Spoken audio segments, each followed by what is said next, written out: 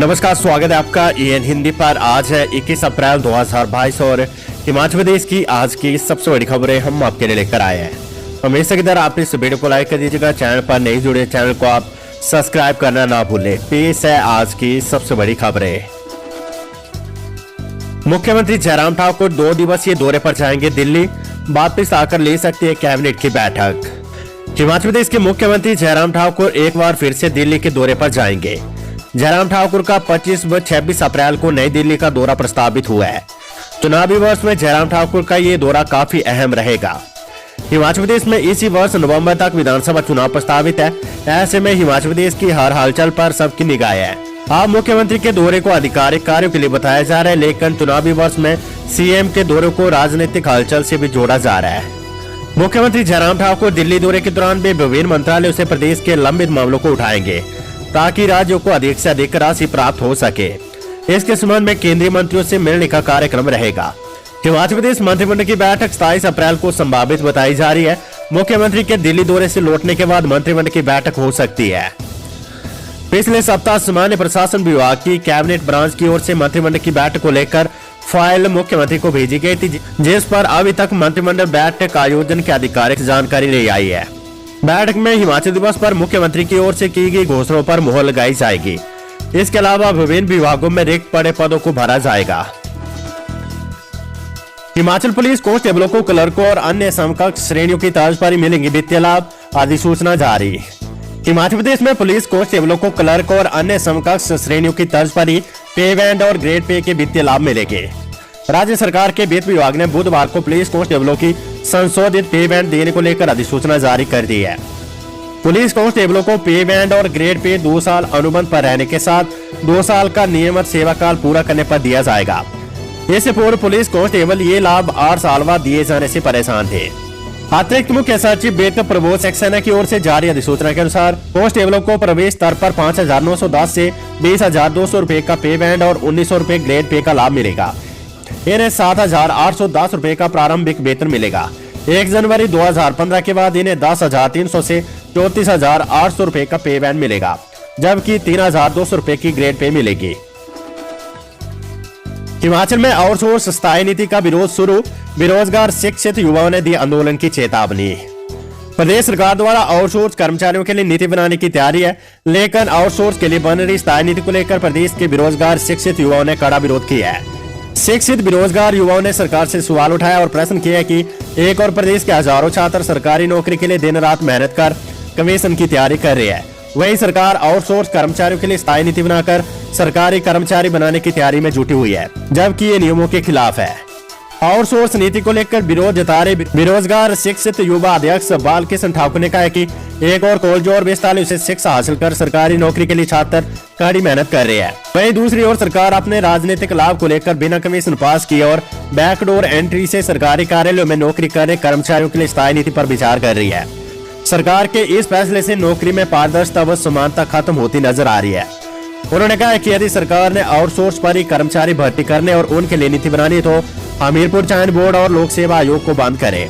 जब सरकारी उपक्रम में आउटसोर्स कर्मचारी भर्ती किए जाने और उनके लिए पॉलिसी बननी तो शिक्षित बेरोजगार युवाओं के साथ क्यों खिलवाड़ किया जा रहा है। स्थायी नीति बनते ही देंगे न्यायालय में चुनौती। बेरोजगार शिक्षक युवा अध्यक्ष बाल सिंह ठाकुर ने कहा कि शिक्षित बेरोजगार युवाओं ने ये भी ठाना है कि जिस दिन सरकार आउटसोर्स नीति की घोषणा करेगी, बेरोजगार युवा उसी दिन इस नीति के खिलाफ न्यायालय में चुनौती देंगे और ये लड़ाई न्यायालय में लड़ेंगे। उपलब्धि CCTNS की रैंकिंग में शिमला का बालूगंज थाना हिमाचल में प्रथम। हिमाचल पुलिस ने अपराध की रोकथाम, सक्रिय उपाय, असामाजिक तत्वों, FIR और अन्य मानकों को आधार बनाकर प्रदेश के सभी थानों की रैंकिंग जारी की है। केंद्र सरकार के महत्वाकांक्षी प्रोजेक्ट CCTNS थानावार रैंकिंग में शिमला के पुलिस थाना बालूगंज वेस्ट ने प्रदेश में प्रथम स्थान पाया है। इस रैंकिंग में बालूगंज थाने ने 28.40 अंक हासिल किए हैं। SP शिमला मोनिका ने भी बालूगंज थाना पुलिस को सराहनीय कार्य के लिए बधाई दी है। दूसरे नंबर पर मंडी जिले का सुंदरनगर थाना और तीसरे स्थान पर ऊना जिले के हरोली का थाना रहे हैं। डडली, जोबल और नेरबा थाना के अलावा चंबा का चुवाड़ी थाना, सोलन के कसोली थाना और कुल्लू जिले की ब्रो थाना पुलिस ने भी इस सूची में अपना नाम दर्ज करवाया है। भाजपा एससी मोर्चा राष्ट्रीय अध्यक्ष आर्य बोले धर्मांतरण करने के बाद दलित समाज के लोगों को न मिले आरक्षण। भाजपा अनुसूचित जाति एससी मोर्चा के राष्ट्रीय अध्यक्ष लाल सिंह आर्य ने कहा है कि आरक्षण की जहां तक बात है तो अपरिष्टता के कारण ही एससी वर्ग के लोगों को आरक्षण दिया गया है। अगर दलित समाज के लोग धर्मांतरण कर दूसरे धर्म में जा रहे तो उन्हें आरक्षण नहीं मिलना चाहिए। आर्य ने बुधवार को शिमला के हॉलीडे होम में पत्रकार वार्ता की। ईसाइयों और मुस्लिमों में दलितों को ऐसी की तर्ज पर आरक्षण देने की जरूरत को खारिज करते हुए उन्होंने दोहराया कि आरक्षण अपरिष्टता के आधार पर दिया गया है, न कि इसे गरीबी को आधार बनाकर दिया गया है। खबर हिमाचल यूनिवर्सिटी से 2 मई से शुरू होगी यूपीएससी कोचिंग की कक्षाएं। हिमाचल प्रदेश विश्वविद्यालय परिसर में स्थित पूर्व परीक्षा प्रशिक्षण केंद्र में कोरोना के बाद फिर से ऑफलाइन कक्षाएं शुरू होगी। यूपीएससी की कोचिंग की कक्षाएं 2 मई से शुरू होगी। इसके लिए 4 अप्रैल को यूपीएससी बैच की प्रवेश परीक्षा के परिणाम को घोषित करने के बाद कोचिंग संस्थान ने काउंसलिंग का शेड्यूल जारी कर दिया है। संस्थान में 25 अप्रैल को सुबह 11 से 5 बजे तक काउंसलिंग होगी।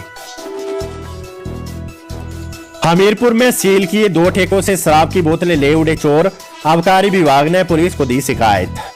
हिमाचल प्रदेश के हमीरपुर जिले में शराब के 2 सील ठेकों से चोर शराब की बोतल ले उड़े हैं। एक्साइज विभाग ने इन दोनों मामलों की चोरी की शिकायत पुलिस को दी है। जिन 2 शराब ठेकों से शराब चोरी हुई है वे नीरज ठाकुर के हैं। इसी साल जनवरी माह में जहरीली शराब के मामले में एसआईटी ने कार्रवाई करते हुए हमीरपुर के शराब कारोबारी नीरज ठाकुर को चंडीगढ़ से गिरफ्तार किया था। हिमाचल में 2 दिन बारिश की संभावना, बुधवार को बेअसर अलर्ट। हिमाचल प्रदेश में बुधवार को बारिश बर्फबारी को लेकर जारी येलो अलर्ट बेअसर साबित हुआ है। प्रदेश के सभी क्षेत्रों में बुधवार को मौसम साफ रहा। मौसम विज्ञान केंद्र शिमला ने गुरुवार और शुक्रवार को भी कई जिलों में बारिश और आंधी की चेतावनी जारी की है। 23 और 24 अप्रैल को मौसम के साफ रहने का पूर्वानुमान है। धूप खिलने से तापमान में बढ़ोतरी होने की संभावना जताई गई है। बुधवार को शिमला सहित प्रदेश के सभी क्षेत्रों में धूप खिली रही। हिमाचल प्रदेश में मास्क पहनना होगा अनिवार्य, पर्यटकों की बढ़ती भीड़ के कारण शिमला में सख्ती की तैयारी। देश भर में कोरोना संक्रमण के मामले बढ़ने के कारण हिमाचल प्रदेश में भी मास्क पहनना अनिवार्य किया जाएगा। कोरोना के मामले लगातार बढ़ते रहे तो प्रदेश में पाबंदियां लागू हो सकती है। शिमला जिला प्रशासन ने इस संबंध में संज्ञान लिया है। जिला प्रशासन इस संबंध में बैठक कर जल्द आदेश जारी करेगा। दरअसल शिमला में रोजाना अन्य राज्यों से हजारों पर्यटकों की भीड़ उमड़ रही है और भीड़ को देखते हुए प्रशासन ने संज्ञान लिया है। ऐसे में जल्द ही कोविड नियमों का पालन सुनिश्चित करवाने का आदेश जारी होगा। प्रशासन मास्क पहनना अनिवार्य करने पर विचार कर रहा है। इसके तहत मास्क न पहनने वाले पर्यटकों व स्थानीय लोगों पर कार्रवाई का प्रावधान भी किया जाएगा। जिला प्रशासन ने पहाड़ी राज्यों में बढ़ रहे कोरोना के मामलों को देखते हुए फैसला लिया है कि आने वाले दिनों में मास्क की अनिवार्यता को फिर से लागू किया जाएगा।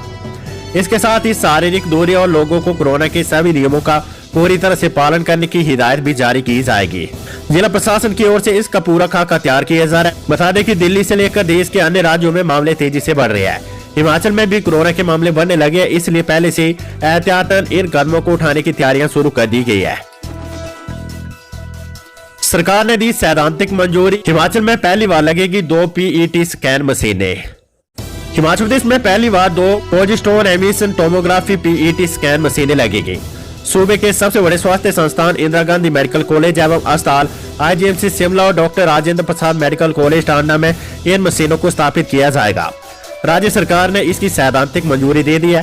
पैट स्कैन मशीन लगाने से कैंसर मरीजों को दिल्ली और चंडीगढ़ के चक्कर काटने से राहत मिलेगी। वक्त पर मरीजों में कैंसर का पता लगाकर इलाज शुरू किया जा सकेगा। हिमाचल में पहली बार होगी होटलों की ग्रीन रेटिंग, 5 मानक किए तय। हिमाचल प्रदेश में इको फ्रेंडली एनवायरनमेंट के आधार पर होटल की ग्रीन रेटिंग तय होगी। इसके लिए प्रदूषण नियंत्रण बोर्ड की ओर से प्रमाण पत्र दिया जाएगा। ग्रीन रेटिंग पर्यावरण संरक्षण के प्रयासों के आधार पर प्राप्त होने वाले अंकों के तहत होगी। प्रदेश में इस तरह की रेटिंग 2, 3, 4 व 5 तारा होटल की होगी। इसके लिए बोर्ड ने प्रस्ताव तैयार कर लिए। इस संबंध में प्रदेश में होटल संचालकों के साथ भी बैठक होगी, जिससे इसे लागू किया जा सके और उनकी राय भी ली जा सके। हिमाचल प्रदेश में भाजपा और आम आदमी पार्टी में चली माइंड गेम, मनोवैज्ञानिक बढ़त बनाने का छेड़ा युद्ध। हिमाचल प्रदेश में भारतीय जनता पार्टी और आम आदमी पार्टी में माइंड गेम चल रही है। दोनों पार्टियां एक दूसरे पर मनोवैज्ञानिक बढ़त बनाने का कोई मौका नहीं छोड़ रही है।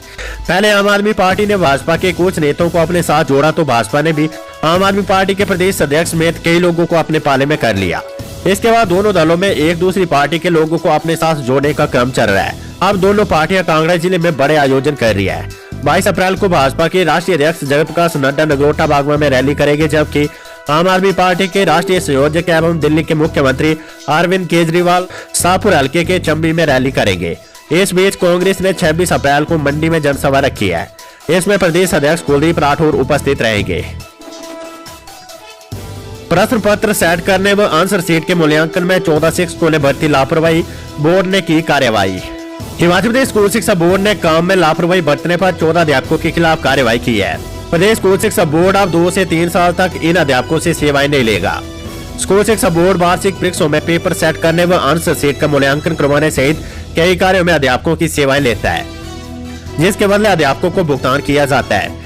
करीब 14 अध्यापकों में से किसी अध्यापक ने पेपर ठीक ढंग से सेट नहीं किया तो किसी ने आंसर शीट का मूल्यांकन भी सही नहीं किया। शिक्षा बोर्ड के अध्यक्ष डॉक्टर सुरेश कुमार सोनी ने कहा बोर्ड कई कार्यों में अध्यापकों की सेवाएं लेता है। इस तरह की लापरवाही बरतने वाले शिक्षकों की अब बोर्ड सेवाएं नहीं लेगा। आम आदमी पार्टी के पदाधिकारियों में हुई तू मैं मामले में हो सकती है कार्रवाई। आम आदमी पार्टी के क्लीन स्थित शिमला कार्यालय के बाहर कार्यकर्ताओं के बीच बहस के मामले में अनुशासनात्मक कार्रवाई हो सकती है। कार्यकर्ताओं के बीच किसी बात को लेकर तू मैं हो गई थी। विवाद इतना बढ़ गया था कि कार्यालय में 2-2 ताले लगाने की नौबत आ गई। पार्टी के प्रदेश प्रवक्ता एस जोगटा के अनुसार छोटी बात को लेकर बहस हुई थी, 2-2 ताले लगाने की नौबत नहीं आई थी। उन्होंने पूरे विवाद को सुलझाने का दावा किया है, जबकि एक अन्य प्रवक्ता गौरव शर्मा ने कहा है कि इस मामले को अनुशासन कमेटी को भेजा गया है। कमेटी अगली कार्रवाई करेगी। इस कमेटी के मुख्य पूर्व डीजीपी हिमाचल प्रदेश ID भंडारी है। गौरव शर्मा ने कहा है कि पार्टी के अंदर अनुशासनहीनता बर्दाश्त नहीं होगी।